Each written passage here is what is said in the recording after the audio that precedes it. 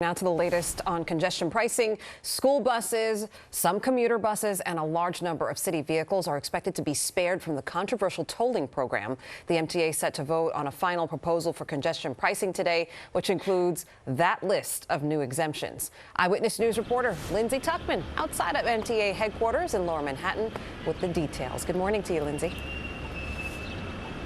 Good morning, Shirlene. This plan, of course, is not without controversy, but the MTA has held strong this whole time, saying it wants to push it forward with very few exemptions. And indeed, the MTA will be voting today and is likely to approve the plan, which is set to take place in June. The MTA board will be voting on the congestion pricing plan later this morning after that initial vote, which triggered the 60-day review process and public hearing process, which within that all, the MTA did add a few more exemptions to who would get tolled if they enter Lower Manhattan below 60th Street. And these are likely to be the final exemptions to the plan that's meant to raise $1 billion in annual revenue for the MTA.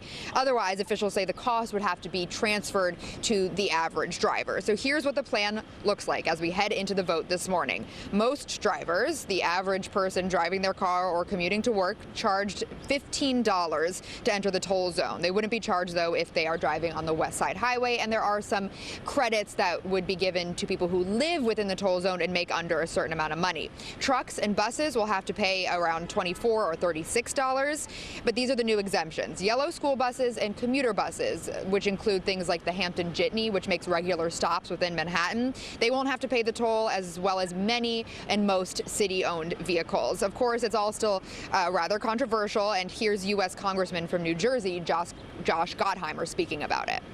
So basically, they took care of themselves, but did nothing for cops, for nurses, for all those people who have to commute in and now get stuck with a new $4,000 a year, $15 a day minimum congestion tax just to drive into New York City on top of the tolls they already pay.